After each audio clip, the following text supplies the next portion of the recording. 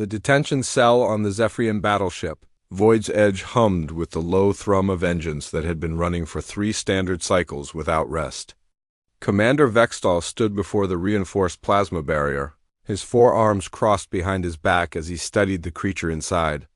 The human sat motionless on the metal bench, head tilted back against the wall, eyes closed as if sleeping. "Remarkable," Vextal muttered to his aide. "Lieutenant Crix?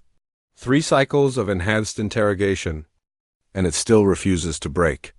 The human's name was Marcus Chun, according to the datapad clutched in Crix's tentacle.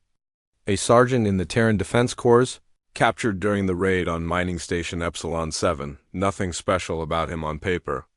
Average height for a human, brown hair already showing streaks of premature gray, despite his 28 standard years. No augmentations, no genetic modifications, no special training beyond basic military service, yet here he sat, unbroken after torture that had reduced Cardassian warriors to weeping shells and made thronen assassins beg for death. "Sir," Crix whispered, his voice carrying the nervous flutter that marked his species when stressed. "Perhaps we should consider the possibility that this human genuinely doesn't know the location of the human fleet's main base." Vextal's mandibles clicked in annoyance. "Impossible. Every human knows their home system. It's basic survival instinct." He stepped closer to the barrier. "Besides, look at its reaction patterns.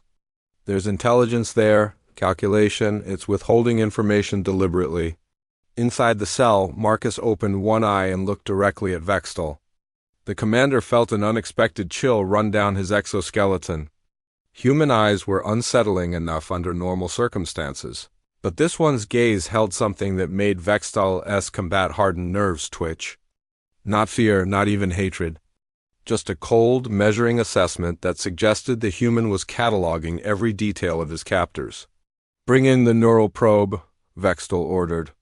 "If conventional methods won't break it, we'll dig the information out directly." The neural probe was a Vrillin device, shaped like a metallic spider with hair-thin legs that could penetrate skull bone and interface directly with brain tissue. It had never failed to extract information from any sentient species encountered by the Galactic Confederation. The pain it caused was beyond description, and the process often left subjects as drooling vegetables. But the information it gathered was always accurate. Marcus watched them wheel the device into his cell with the same calm expression he'd maintained throughout his captivity. He didn't even flinch when the mechanical restraints emerged from the walls to pin his arms and legs in place. "This is your final opportunity to cooperate," Vextal announced through the barrier's communication system. "Tell us the location of Earth, and your death will be swift." "I've already told you," Marcus replied, his voice steady despite 3 days without food or water. "I'm a mining station security guard. I don't know military secrets." It was a lie, of course. Vextal's intelligence reports confirmed that Marcus Chun was far more than a simple guard. His service record showed deployments across 17 different systems, always in situations where human forces had somehow managed impossible victories against superior numbers. The human was either incredibly lucky or incredibly capable. And luck didn't explain the tactical awareness he'd shown during the mining station battle. The neural probe descended toward Marcus's skull, its legs extending like the fingers of death itself. Most species would be screaming by now, begging for mercy or trying to bargain. Marcus simply closed his eyes and began to hum. The sound was low and melodic, some sort of human vocal expression that Vextal didn't recognize. The probe's operator, a Vrillin technician named Sekka, paused in confusion. "What is it doing?" Sekka hissed.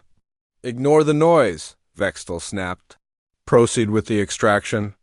The probe's legs pierced Marcus's skull with surgical precision, seeking the neural pathways that contained memory engrams. For a moment the humming stopped. Then it resumed, louder now, as if the pain had somehow strengthened the human's voice. Sekka's multiple eyes widened in alarm. "Commander, I'm reading unusual neural activity. The subject's brain patterns are adapting to the probe's interface." "Adapting how?"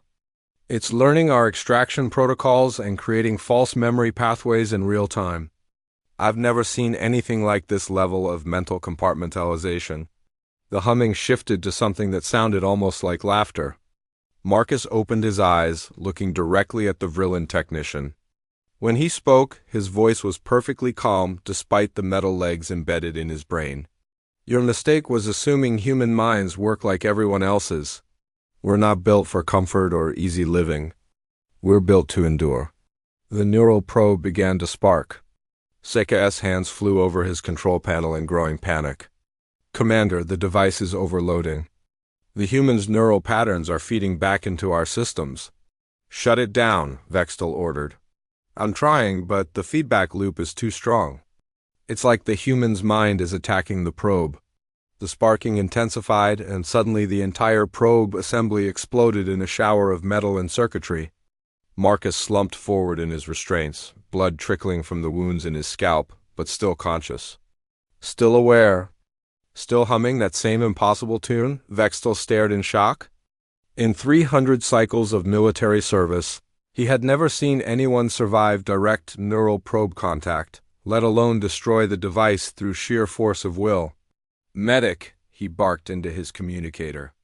I want full biological scans of the prisoner immediately. Dr. Ythra arrived within minutes, her Corvanian medical scanner already running preliminary diagnostics through the barrier field. What she found made her gill slits flutter in distress. Commander, this human's physiological readings are completely outside normal parameters for the species. Explain. Its neural density is approximately 3 times higher than average for humans. Muscle fiber composition shows enhancement patterns I've never seen in a natural organism. And its endocrine system? She paused, checking her readings again. Sir, this creature's stress hormone levels should have killed it days ago. Instead, they seem to be providing enhanced cognitive function. Vextal felt a cold realization creeping through his thoughts. Are you telling me this human is genetically modified? No, sir. These adaptations appear to be natural, evolved traits. Dr. Ythra looked up from her scanner with something approaching fear in her large, dark eyes. Commander, I think we may have made a serious error in our assessment of human capabilities. Before Vextal could respond, alarms began blaring throughout the ship. Emergency lights bathed the detention level in pulsing red as his communicator crackled with urgent messages from the bridge. Commander Vextal, report to the bridge immediately. We have multiple contacts on long-range sensors. Unknown vessels approaching at high velocity. Vextal's blood turned to ice water. They were 3 days deep in neutral space, far from any established shipping lanes. There should be nothing out here except empty void and distant stars. How many vessels? He demanded. Impossible to determine exact count, sir. They're using some sort of stealth technology that's interfering with our sensors. Estimate between 50 and 200 ships. 200 ships. The entire Zephyrian fleet numbered less than 300 vessels, and most of those were scattered across a dozen star systems. If this was a human rescue operation, they'd brought enough firepower to glass entire planets. Sir, his communications officer's voice carried a note of barely controlled panic. We're receiving a transmission on all frequencies. It's in human standard. Put it through.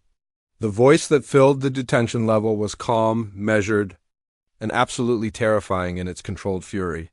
This is Admiral Sarah Chun of the Terran Defense Corps. You are currently holding my son, Sergeant Marcus Chun, aboard your vessel. You have 30 minutes to release him unharmed and surrender your ship.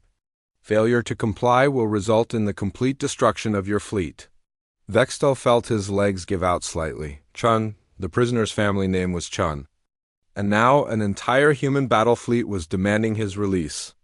Not just any fleet, a force commanded by one of the legendary human admirals, whose tactical brilliance had humiliated Confederation forces across 3 sectors. Commander, Dr. Ythra whispered, I'm reading massive spikes in the prisoner's vital signs. Not distress patterns, anticipation. Through the barrier, Marcus Chun had stopped humming. Now he was smiling, and that expression was more frightening than any weapon Vextal had ever faced. It was the smile of someone who knew exactly what was coming next and was looking forward to it. You should have listened, Marcus said quietly. I tried to tell you. I'm not important because of what I know. I'm important because of who I am. His smile widened. And my mother really doesn't like it when people hurt her children. The ship shuddered as something massive passed close by, blocking out the stars visible through the observation ports. Vextal's tactical display lit up with targeting locks for more weapons than his ship's computers could track. They were surrounded, outgunned, and completely at the mercy of an enemy force that had somehow appeared out of nowhere.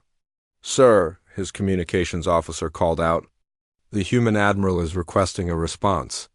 Vextal looked at Marcus Chun, still sitting calmly in his sea. The bridge of the Void's edge had never felt smaller to Commander Vextal as he faced the main display screen showing Admiral Sarah Chun's face. Even through the quantum communication link, her presence was overwhelming. The human woman appeared to be in her 50s, with steel-gray hair pulled back in a military regulation style and eyes that seemed to see straight through the hull of his ship into his soul. Behind her, the bridge of her flagship hummed with quiet efficiency. Human crew members moved with practiced precision, their faces showing the calm focus of veterans who had seen countless battles. But there was something else in their expressions, a cold anger that made Vextal's chitinous skin crawl. Commander Vextal, Admiral Chun said, her voice carrying the weight of absolute authority. I'm going to make this very simple for you. My son has been tortured aboard your vessel for 3 standard days. This was an act of war against the Terran Defense Corps and a personal insult to my family. You have exactly 1 opportunity to make this right. Admiral, Vextal began, trying to project confidence he didn't feel, your son was captured in a legitimate military operation. According to Galactic Confederation law, the Confederation's laws don't apply when you torture my child. Chun interrupted, her voice dropping to a deadly whisper. But I'm still going to give you a chance to live through this mistake. Release Marcus immediately, provide full medical treatment for any injuries you've caused, and surrender your ship for inspection. Do this, and only your ship will be destroyed. Your crew will be allowed to evacuate to life pods. The bridge fell silent except for the hum of systems and the barely audible whispers of Vextal's crew. Through his tactical display, he could see the human fleet surrounding them. His sensors had finally managed to pierce their stealth fields enough to get an accurate count. 147 ships, ranging from sleek destroyers to massive dreadnoughts that dwarfed anything in the Confederation fleet. And if I refuse? Vextal asked, though he already knew the answer. Admiral Chun's smile was colder than the vacuum of space. Then I demonstrate why the rest of the galaxy has learned not to harm human civilians. Every ship in your fleet dies. Every space station in this sector becomes a debris field. Every Zephyrian world within 50 light-years receives a visit from my Marines. She leaned forward slightly. I have 6 children, Commander. 5 of them serve in various branches of our military. The 6th is a civilian engineer on a deep space research station. If anything happens to any of them, I stop being a military officer and become something much more dangerous. Lieutenant Crix whispered urgently in Vextal's ear. Sir, long-range communications are detecting massive fleet movements throughout human space. This isn't just Admiral Chun's task force. They're mobilizing everything. The tactical implications hit Vextal like a physical blow. The humans weren't just responding to the capture of 1 soldier. They were treating it as an attack on their entire species. The same psychological quirk that made individual humans nearly impossible to break was now manifesting on a civilizational scale. I need proof that your son is alive and unharmed, Admiral Chun continued. Live video feed, full biometric scanning, and a medical assessment by your ship's doctor. You have 5 minutes to arrange this, or I start shooting. That's impossible, Vextal protested. Your son attacked our neural probe equipment. He's been injured in the process. You used a neural probe on him? The temperature on the bridge seemed to drop several degrees, though Vextal knew it was just his imagination. Admiral Chun's voice remained perfectly controlled, but something shifted in her expression that made every survival instinct in his body scream warnings. The device malfunctioned, Vextal said quickly. Some sort of feedback loop. Commander, Admiral Chun interrupted. I'm going to explain something about human neurology that your intelligence services clearly failed to brief you on. Neural probes don't malfunction when used on humans. They're destroyed by our neural architecture. Every human child learns basic mental defense techniques that can overload most psionic interfaces. My son isn't special in that regard. Any human soldier could have done what he did. The implications of this revelation sent cold fear through Vextel's entire body. If every human possessed mental defenses capable of destroying advanced interrogation equipment, how many other assumptions about human capabilities were wrong? However, Admiral Chun continued, the fact that you attempted to use torture devices on a prisoner of war means we're no longer operating under civilized rules of engagement. Dr. HFY, I believe you performed medical scans on my son? The Corvanian doctor stepped forward nervously, her gill slits fluttering. Yes, Admiral. The prisoner's vital signs remain stable despite the interrogation procedures. Elaborate on these interrogation procedures. Dr. HFY looked to Vextel for guidance. But the commander was too stunned to respond. How did Admiral Chen know his medical officer's name? We employed standard Confederation techniques, the doctor said weakly.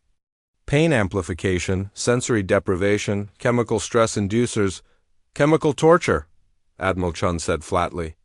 You poisoned my son? The substances were within acceptable parameters for human physiology, Dr. HFY protested. Doctor, let me share something about human physiology that your medical databases apparently don't contain. When you torture a human, you're not just causing immediate pain. You're activating evolutionary adaptations that developed over millions of years of surviving on a death world. Every stress response you triggered made my son stronger, more focused, and more dangerous. As if to emphasize her point, alarms began sounding throughout the ship. Vextel's security chief, Major Quetton, burst onto the bridge with panic in his voice. Commander, the human prisoner has escaped containment. Impossible, Vextel snapped. The cell is equipped with level 9 security barriers. Nothing short of a plasma cutter could breach those walls. Sir, he didn't breach the walls. He somehow overloaded the barrier generator using the medical sensors. The explosion took out 3 bulkheads and created a hole large enough to crawl through. On the main display, Admiral Chun's expression didn't change, but Vextel could see approval in her eyes. My son is quite resourceful. Marcus inherited his engineering skills from his father and his tactical training from me. I suggest you locate him quickly, Commander, before he decides your ship needs a more thorough inspection. The lights flickered, and Vextel heard the distinctive sound of auxiliary systems shutting down. Whatever Marcus Chun was doing in the bowels of his ship, it was systematically crippling their operational capacity. Sir, his engineering officer called out. Main power conduits are being severed on Deck 7. He's working his way toward the reactor core. Send security teams, Vextel ordered. Already dispatched, sir. They're not responding to communications. Admiral Chun's voice cut through the growing chaos on the bridge like a blade through flesh. Commander, my son has been trained by the best special operations instructors in human space. In the 3 days you spent torturing him, he was memorizing every detail of your ship's layout, studying your security procedures and planning his escape. The injuries you inflicted only served to trigger his combat conditioning. The main lights went out, replaced by the red glow of emergency illumination. Vextel felt his command falling apart around him as systems failed throughout the ship. His crew was starting to panic, their disciplined military bearing cracking under the stress of fighting an enemy they couldn't see or predict. How? He whispered. How is one human doing this to a ship with a crew of 300? Because you made the mistake of thinking humans are like other species, Admiral Chun replied. We don't break under pressure, Commander. We adapt to it. We learn from it. We become stronger because of it. Her voice carried a note of pride that chilled Vextel to his core. My species spent millions of years surviving on a world that tried to kill us every single day. Predators, diseases, natural disasters, climate changes that would wipe out entire ecosystems. We survived it all. And now you want to know what we learned from that experience? The bridge shuddered as something exploded several decks below.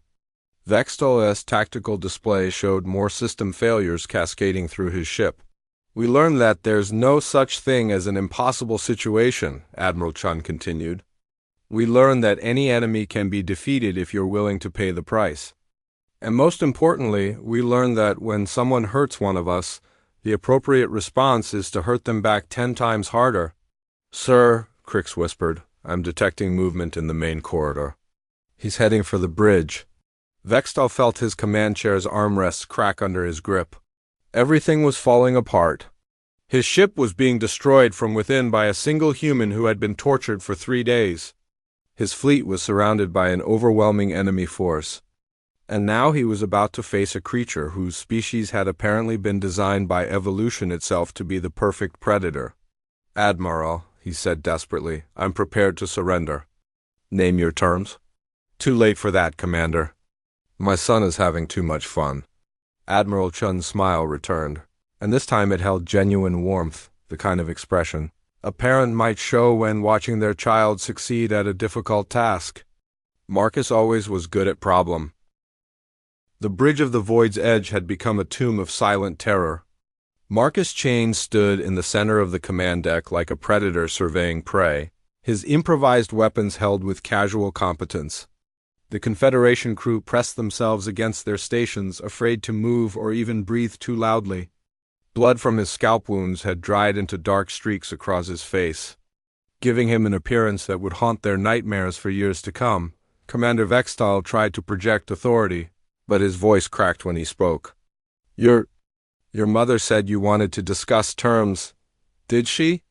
Marcus tilted his head slightly, the movement eerily reminiscent of a bird of prey focusing on movement below. I think there might have been some miscommunication. See, I don't want to discuss anything with you, Commander. I want to teach you something. Through the main display, Admiral Chun watched her son with a mixture of maternal pride and professional assessment. Marcus, remember what we discussed about proportional response? Oh, I'm being very proportional, Mom. Marcus never looked away from Vextol. 3 days of torture. That calls for 3 lessons about human nature. Consider this an educational experience, Commander. Lieutenant Crix whimpered from his position at the communications console. Please, we were just following orders. Standard interrogation protocols, Lesson 1, Marcus interrupted, his voice carrying the patient tone of a teacher addressing slow students. Humans don't have standard anything. Every assumption your intelligence services made about our species was wrong, and those mistakes are about to cost you everything. He gestured toward Dr. Ythra with one of his improvised weapons, a piece of conduit that he'd somehow shaped into a blade. Your medical officer here ran scans on me. Tell them what you found, Doctor. Dr. Ythra's gill slits fluttered in panic. The subject showed enhanced neural density, increased muscle fiber efficiency, and abnormal endocrine responses to stress stimuli. Enhanced, Marcus repeated with a dark chuckle. You people keep using that word. But here's what you don't understand. Those aren't enhancements. They're baseline human characteristics. Every human child develops these traits by the age of 10, because anything less means death on our homeworld. Major Quetton, the security chief who had led the failed attempts to recapture Marcus, spoke up from his position near the tactical console. Impossible. Our intelligence indicates Earth is a garden world. Temperate climate, abundant resources. Lesson 2, Marcus said, cutting him off. Your intelligence is garbage. Earth isn't a garden world, Major. It's a death world that pretends to be paradise. Do you know what the most dangerous predator on my home planet is? The bridge remained silent. Marcus smiled, and the expression held no warmth whatsoever. Humans. We didn't climb to the top of the food chain on Earth by being peaceful farmers. We got there by being better killers than everything else on a planet where literally every other species was trying to kill us. Bacteria, viruses, parasites, predators, weather patterns, geological instability. Earth spent 4 billion years perfecting ways to murder anything that tried to live on its surface. He began walking slowly around the bridge. and the crew flinched away from his path like he was radioactive. Your people come from worlds where the biggest dangers were other sapient species. Maybe some large herbivores if you were unlucky. You never had to evolve defenses against planets that were actively hostile to life itself. Marcus paused in front of the main tactical display, studying the positions of the human fleet surrounding them. That's why you think torture works on humans. You assume our pain responses are like yours. Commander Vextal found his voice, though it came out as barely more than a whisper. What are you saying? I'm saying that pain is just information, Commander. It tells us something is wrong, something needs to be fixed or avoided. But when you're born on a world where pain is constant, where every day brings new ways to suffer and die, you learn to process that information differently. Marcus turned back to face the Confederation crew. You don't break when things hurt. You figure out how to make them stop hurting? The ship shuddered again as more systems failed. Marcus had done something to their power distribution network that was causing cascading failures throughout the vessel. But he'd been careful to leave life support and communications intact. He wanted them conscious and able to hear what came next. Lesson 3, Marcus said, settling into the commander's chair with casual disregard for military protocol. The most important thing you need to understand about humans is that we don't just survive difficult situations.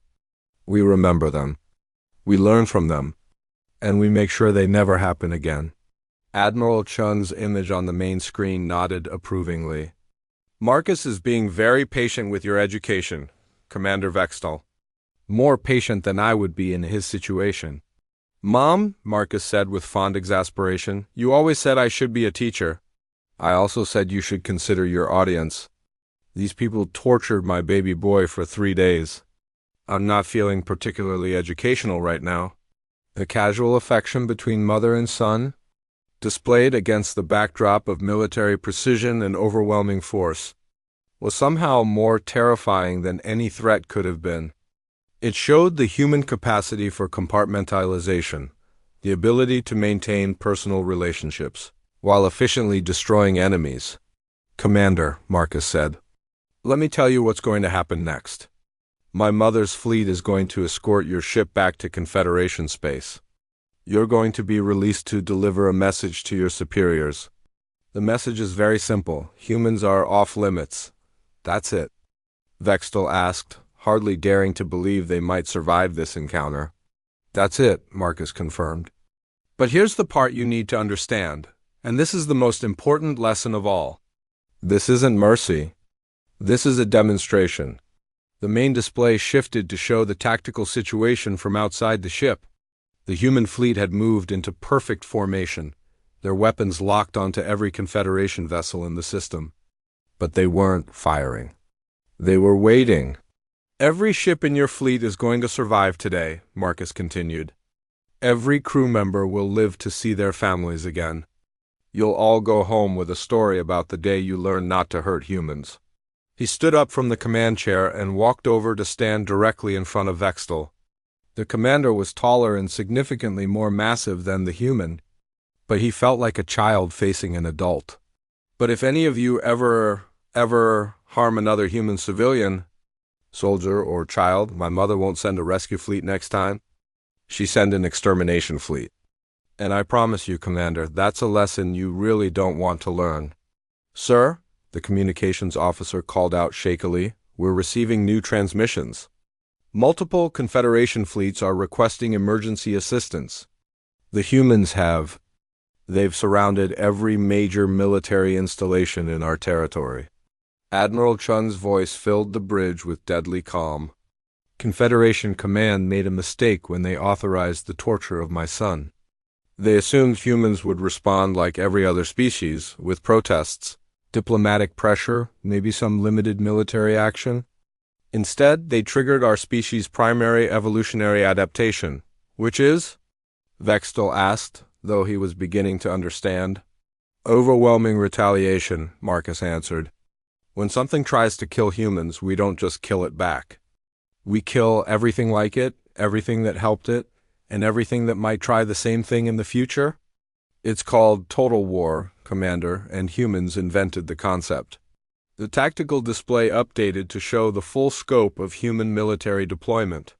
Hundreds of ships, thousands of Marines, entire battle fleets that had appeared seemingly from nowhere to surround every Confederation stronghold simultaneously. It was a logistical impossibility that humans had somehow made real. How? Vextol whispered.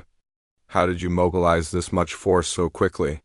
Because we never stopped being ready for it, Admiral Chun replied. Every human knows that someday someone is going to try to wipe us out. It's happened before in our history. The only way to prevent it from happening again is to be so obviously dangerous that no one wants to test us. Marcus walked back to the communications console. Lieutenant Crix, I need you to open a channel to all Confederation vessels in this system. Crix's tentacles shook as he worked the controls. Channel open, sir. Attention Confederation forces, Marcus spoke clearly into the ship's communication system. This is Sergeant Marcus Chun of the Terran Defense Corps. For the past 3 days, your people have tortured me in an attempt to extract military intelligence. This was a violation of every civilized law of war and a fundamental misunderstanding of human nature. He paused, letting his words sink in across the fleet. I want every one of you to remember this moment. Remember how easily one human infiltrated and disabled your flagship. Remember how quickly our fleets surrounded your forces. Remember how completely outmatched you were by a species you thought you understood. The bridge remained silent except for the hum of failing systems and the barely controlled breathing of terrified Confederation soldiers. But most importantly, Marcus continued, remember that we chose to let you live. We could have destroyed every ship in this system before you knew we were here. We could have reduced your homeworlds to ash and